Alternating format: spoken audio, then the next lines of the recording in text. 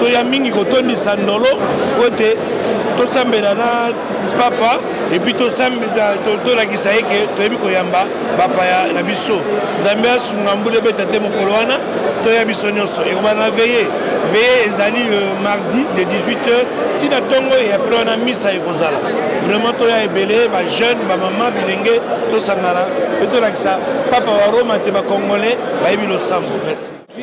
Entre son éminence le cardinal Fridolin Ambongo, archevêque de Kinshasa, et les curés de toutes les paroisses ainsi que les présidents des mouvements associatifs élargis au caucus des députés nationaux catholiques, a été une dernière mise au point, 4 jours avant l'arrivée du Saint-Père. Chaque commission a donné son rapport et de ce qui ressort de ces différentes interventions, tout est au point. En tout cas, les préparatifs sont au beau fixe. Nous pouvons dire aujourd'hui que l'archidiocèse de Kinshasa, que la RDC est prête à accueillir le Saint-Père. Je voudrais encore ici saisir l'opportunité pour demander aux chrétiens de l'Église catholique et des autres confessions religieuses, mais aussi la population de manière générale, de ne pas rater ce rendez-vous historique. Le Saint-Père arrive le mardi 31 janvier 2023. Réservons-lui un accueil délirant. Il partira de l'aéroport sur la Papa Mobile. Il va traverser la Tchangou jusqu'au Palais de la Nation où il a une audience auprès du président de la République. Soyons nombreux avec joie et avec discipline pour lui montrer que nous, ces enfants de la République démocratique du Congo, nous l'attendons avec empressement. Il nous apporte la paix, il nous apporte beaucoup de bénédictions, il nous apporte la compassion, il nous apporte la solidarité, la joie, l'unité. Tout entière, en considérant toutes les confessions religieuses et tous les peuples de Dieu rassemblés en République démocratique du Congo. Donc, en suivant les rapports de commissions particulières, nous sommes encouragés, très confiants que l'accueil du Saint-Père sera une réussite pour le peuple congolais.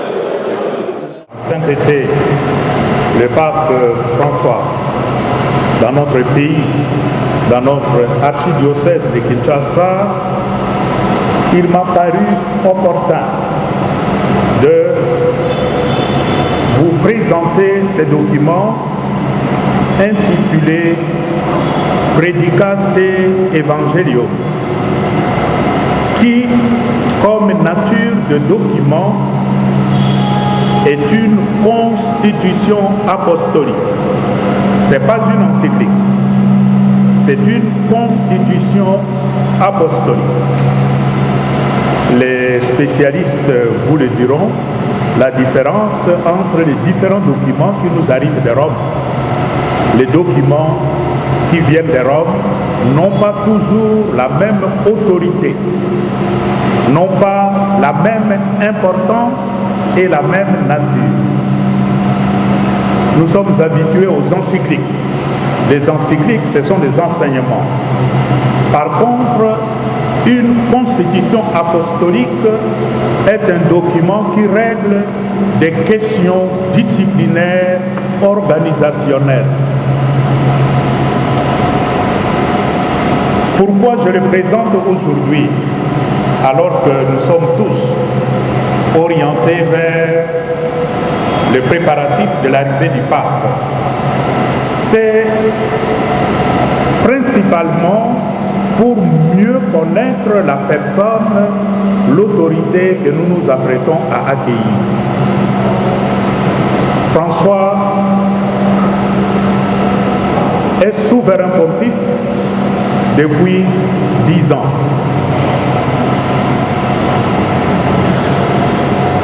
Qu'est-ce que nous savons de lui? Comment il fonctionne? Comment il perçoit la nature de l'Église et comment il voudrait que l'Église fonctionne et se présente au monde. La pensée de François est organisée dans ces documents et il est capital pour nous de bien méditer ces documents pour mieux comprendre la philosophie de François. Chers agents pastoraux, frères et sœurs dans le Seigneur, mon prédécesseur au siège métropolitain de Kinshasa, le cardinal Laurent Monsengo, d'heureuse mémoire, avait représenté l'Afrique au Conseil de cardinaux depuis 2013, c'est-à-dire depuis le début, depuis le pontificat du pape François. Lorsque mon prédécesseur a démissionné pour raison d'âge et de santé, c'est le préambule qui le Saint-Père m'avait nommé à cet organe pour y apporter la voix de l'Afrique. Il est important de noter ces conseils qu'on appelle le collège des cardinaux. C'est un collège de 7 cardinaux avec le pape. Ça fait 8. Et sur les 7, il y a un cardinal par continent. L'Asie est représentée par le cardinal Gracias, l'archevêque de Bombay en Inde. L'Amérique latine est représentée par le cardinal Oscar Maradiaga, l'archevêque de Tegucigalpa, c'est la capitale de Honduras. L'Amérique du Nord est représentée par le cardinal Sean O'Malley, qui est aussi capucin comme moi, l'archevêque de Boston aux États-Unis. L'Europe est représentée par le cardinal Marx, l'archevêque de Munich en Allemagne. Ça fait déjà 5 cardinaux. Pardon? Ça fait 5 cardinaux par continent. L'État de la Cité du Vatican est représenté par le gouverneur, le cardinal gouverneur de la Cité du Vatican. Le cardinal Berthelot, lui, il est aussi fin mandat actuellement. Ça fait 6. Et le 7e, c'est le secrétaire d'État de sa sainteté, le cardinal Parolin, que nous avions eu l'honneur d'accueillir ici. Ça, ce sont les 7 cardinaux qui aident le pape dans la réforme de l'Église et particulièrement dans l'élaboration de ces documents qui concernent l'organisation de la curie romaine. Et la curie romaine, en d'autres termes, c'est le gouvernement du pape. Entre parenthèses, quand mon prédécesseur, le cardinal Laurent, avait démissionné, nous, au niveau de la République démocratique du Congo, la CENCO, nous étions convaincus que le pape irait chercher un cardinal anglophone, parce que Laurent était francophone. Après lui, nous pensions que le pape irait chercher un cardinal anglophone. Mais non, au lieu d'aller chercher un anglophone, il a pris encore un francophone. Et non seulement un francophone, mais un Congolais sur le même siège que Laurent Monsengo. C'est dire combien le pape François a de la considération pour notre pays, pour notre Église. La présence dans ces conseils, c'est essentiellement pour porter la voix de l'Afrique, pas seulement du Congo. Je suis dans ces conseils au nom de l'Afrique. Il est donc important que la diversité et la richesse de l'Afrique, mais aussi des défis et ses justes préoccupations, soient entendues par le Saint-Père. Et c'est mon rôle dans ces conseils de porter auprès du Saint-Père le souci, les préoccupations, les peines et les joies des peuples de Dieu qui vivent dans ces continents qui souffrent.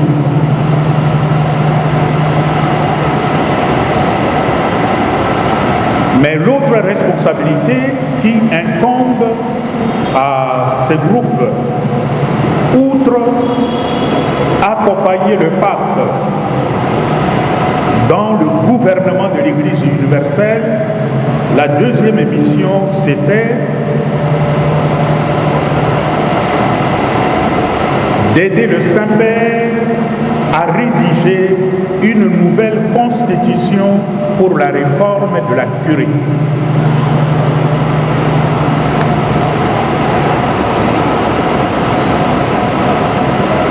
Jusque la promulgation de ces documents, la constitution apostolique qui régissait la curie romaine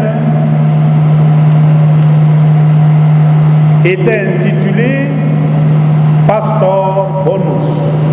Pastor Bonus, le bon pasteur, et qui a été publiée il y a 30 ans, à l'époque du pape Jean-Paul II. C'est Jean-Paul II le dernier qui avait restructuré le gouvernement de l'Église, il y a 30 ans.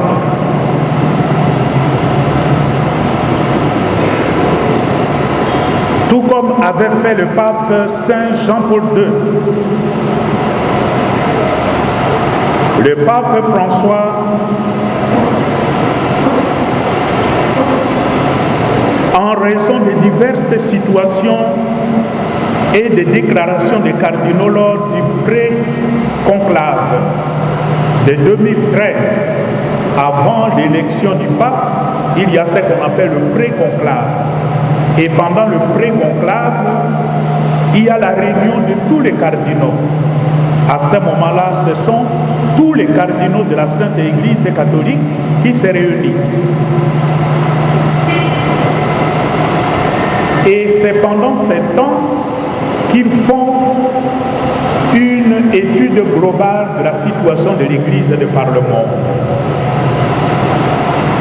Les points forts, les points faibles, les défis, etc. Et il donne les contenus de ce que l'Église doit faire avec l'élection du nouveau pape. On peut dire, on définit le programme qui sera conduit par le nouveau pape. Et c'est pendant ce temps qu'il a été dit que le nouveau pape qui viendra aura principalement comme mission la réforme de l'Église.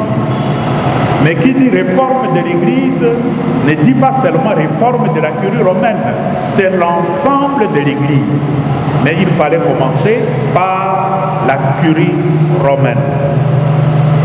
Nous voyons donc que notre pape François n'a pas limité la participation à la réforme de la curie romaine aux seuls cardinaux. Ces documents, une fois il a été terminé au niveau de C7, le pape a mis le document à la disposition de plusieurs institutions de l'Église et des conférences épiscopales pour recueillir leurs réactions et parfaire le document. J'en viens au document lui-même. Quelques considérations pour comprendre ces documents.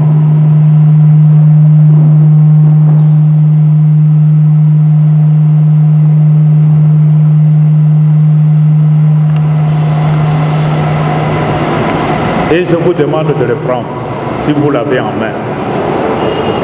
C'est un document très important.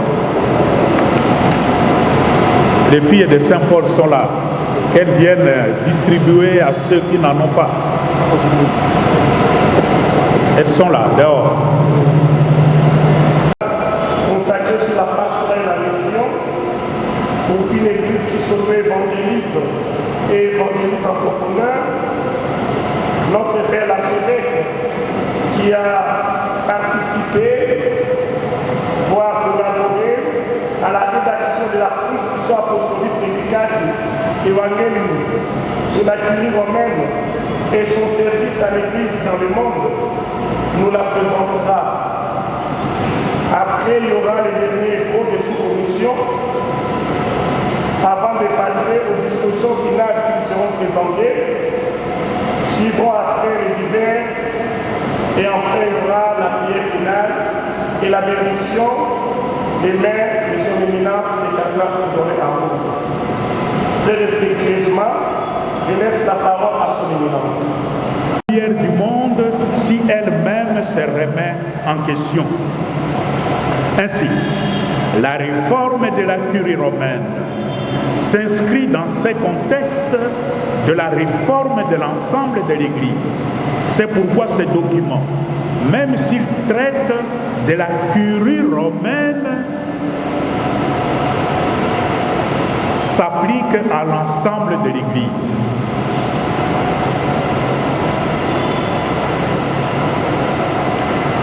C'est-à-dire que le travail de l'Église, le travail administratif de l'Église, le travail pastoral de l'Église doit être reconnaissable et réalisé à partir de l'annonce de l'Évangile et de la conversion missionnaire. En d'autres termes, toute initiative dans l'Église doit partir de l'annonce de l'Évangile. Cela doit être notre motivation première. Pourquoi je m'implique dans des activités dans l'Église? C'est parce que je veux apporter l'Évangile à mes frères. Cet Évangile que je suis appelé à proclamer, cet Évangile que je suis appelé à vivre et à témoigner de par mon être et de par ma manière d'entrer en relation avec les autres.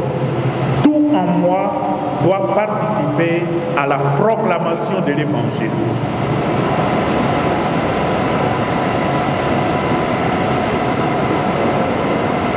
Ça, c'est exprimé au numéro 2.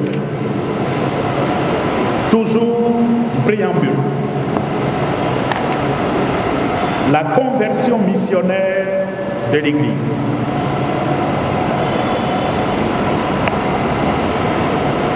La réforme de la curie romaine doit être comprise dans la perspective de la communion ecclésiale. Et là, vous reconnaissez le pape François, qui insiste tout le temps sur la notion de la communion.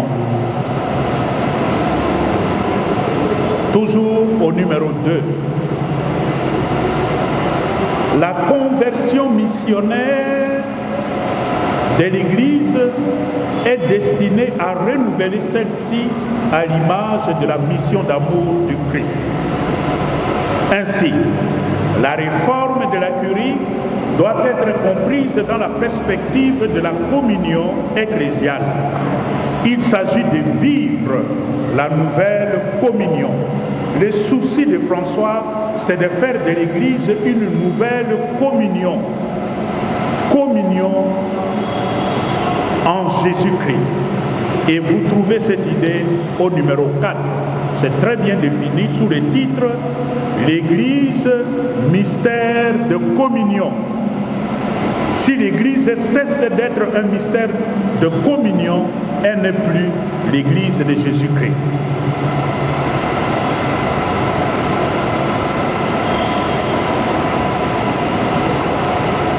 Vivre la nouvelle communion donne à l'Église le visage de la synodalité. Communion, synodalité. C'est-à-dire que tout le fidèle, peuple fidèle, collège des évêques, évêques de Rome, tous sont appelés à marcher ensemble, l'un écoutant l'autre, l'un écoutant les autres. Et ce point est capital dans le pontificat de François. L'Église est communion des fidèles laïcs, communion des consacrés, communion des prêtres, des évêques, et en tête du collège des évêques, il y a le premier d'entre eux qui est le successeur de Pierre. Il n'y a personne qui fait son chemin tout seul, comme si l'Église lui appartenait. La synodalité qui consiste à marcher ensemble, l'un écoutant les autres, en se tenant par la main, et nous avançons ensemble. La réforme de l'Église et de la curie doit être une image de la communion de Jésus avec les apôtres et qui se poursuivra après la Pentecôte sous la conduite de l'Esprit Saint. Le pape François conçoit l'Église comme un groupe d'hommes et de femmes se tenant par la main et regardant dans la même direction où se trouve Jésus et qui marchent ensemble vers leur béatitude sous la guidance de l'Esprit Saint.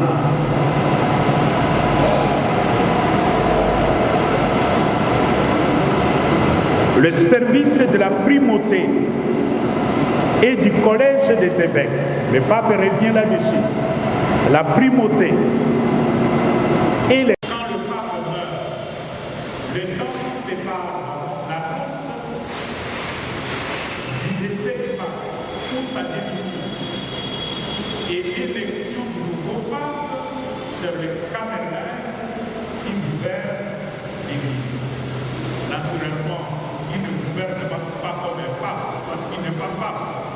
Il n'a pas tous les attributs d'un pape. Son travail, c'est de veiller au gouvernement, au fonctionnement de tous les jours et essentiellement préparer les rapports financiers pour les conclaves et les autres rapports. C'est un homme très important dans l'Église, parce que dans l'Église, il n'y a jamais de vide. L'Église est tellement bien organisée qu'il n'y a jamais de vide. Quand quelqu'un est malade, automatiquement, il y a une substitution. À côté de ces services, nous avons des avocats dans l'Église. Il y a une association des avocats, ça existe. Et ils sont accrédités auprès de tout ce siècle. Ils sont à Rome. Quand une cause arrive au niveau de la Roma romana, la Rome romaine, quand une cause arrive à la signature apostolique, automatiquement il faut un avocat. Si vous n'avez pas la possibilité de prendre un avocat, parfois c'est le Saint-Siège qui vous donne un avocat. Voilà. La configuration de ces documents que je vous invite à lire. Même si nous avons un peu, dans ce pays perdu, l'habitude de lire, le peuple congolais n'aime pas beaucoup lire aujourd'hui. Il se contente de petits messages qu'on envoie sur les réseaux. Et de grâce, ça ne doit pas être long, sinon il n'a pas le temps de lire. Mais ces documents est tellement important parce que ce qui est dit de la curie romaine, nous sommes appelés à l'appliquer dans nos différents diocèses et dans nos différentes conférences épiscopales. Je vous remercie. Ou c'est une nouveauté. Et je vais citer pour dire que Tata Cardinal, je suis vu à la télévision quand vous étiez allé visiter le Banali Kindo chez Saint-Jean-Marie-Vianney, où vous avez insisté qu'il y ait des nouvelles constructions dans les différentes paroisses en termes de nombre de prêtres ou de nos pasteurs. Mais ici, je venais de vous entendre parler du budget. Je ne sais pas, Tata Cardinal, quelle est la politique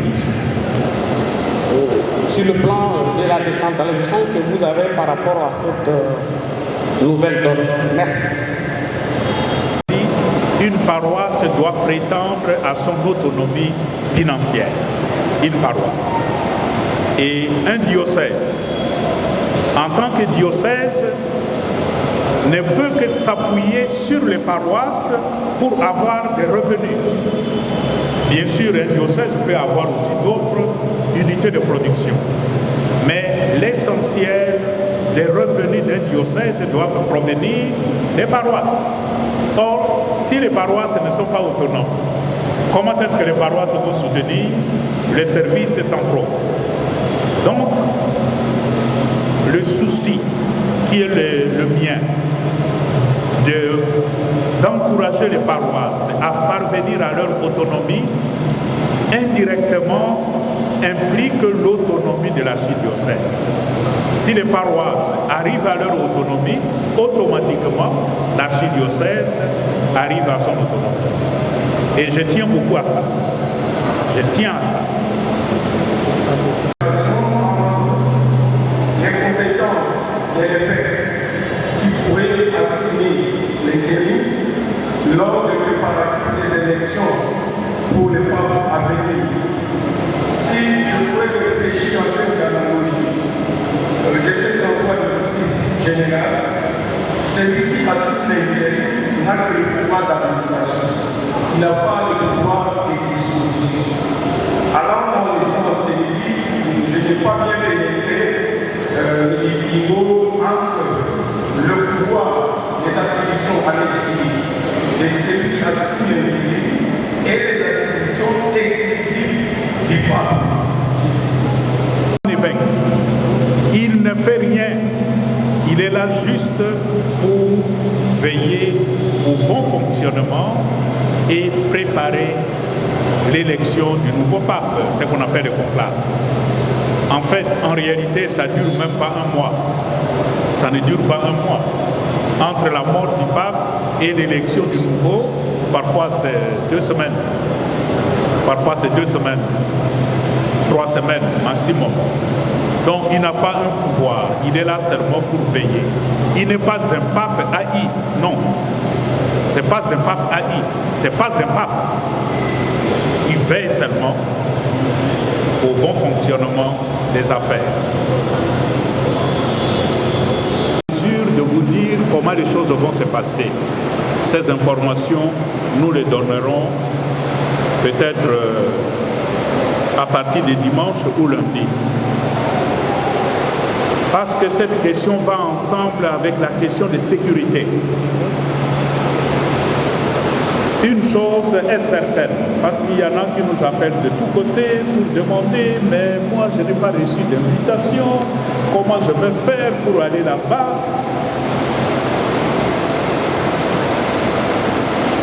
Il n'y a pas d'invitation. Cela signifie que tout le monde est invité. Et il appartient à nous de faire circuler ce message-là. Parce qu'il y en a qui voudraient bien venir, mais ils se posent des questions si on va les accueillir. La messe avec le pape, c'est la messe pour les catholiques, mais avec tous les hommes et toutes les femmes de bonne volonté qui veulent participer à cette célébration. C'est une liturgie ouverte à tous, catholiques ou non catholiques. Voilà pourquoi nous devons continuer avec la sensibilisation. Je l'avais dit la semaine passée, je le redis encore maintenant parce qu'il ne nous reste plus que 4 jours. c'est à nous de créer l'opportunité de communiquer avec les autres et de leur présenter la chose de façon attrayante. Que c'est intéressant pour vous d'aller à cette rencontre-là, c'est le pape qui vient, il faut être là. La sensibilisation. Des fois, j'ai vraiment l'impression que nous parlons entre nous, mais vis-à-vis des autres, nous ne faisons pas assez.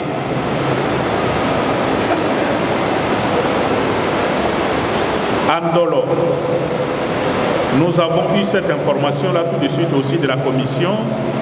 Il y aura 30 zones, par conséquent, 30 portes d'accès, parce que chaque zone aura une porte d'accès avec tout ce qu'il faut à l'intérieur. La question qui reste à préciser le moment venu, comment est-ce qu'on va attribuer ces zones? Donc tout ça, ça doit être clarifié. L'abbé Kola a mentionné un peu en passant, mais je crois que c'est trop tôt d'en parler maintenant. Mais pour la nuit, même si on doit occuper le poste devant l'hôtel, il faut tenir compte que les lendemains, il y a des endroits qui seront réservés à des hôtes, à des autorités. Donc il y a des endroits où il ne faudra pas occuper. Mais cette question se précisera à partir du début de la semaine. Les prêtres ont reçu l'information, et je tiens aussi à le rappeler, dans toutes les rencontres avec le pape, le prêtre s'habille en soutane blanche.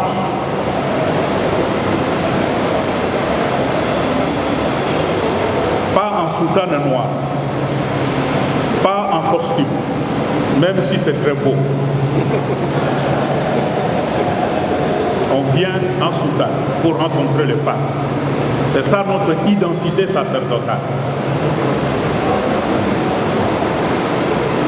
Il y en a peut-être qui n'ont pas de soutane, mais on peut encore commander chez les disciples. C'est l'occasion. Les consacrés, prêtres ou pas prêtres, viendront en tenue de leur congrégation.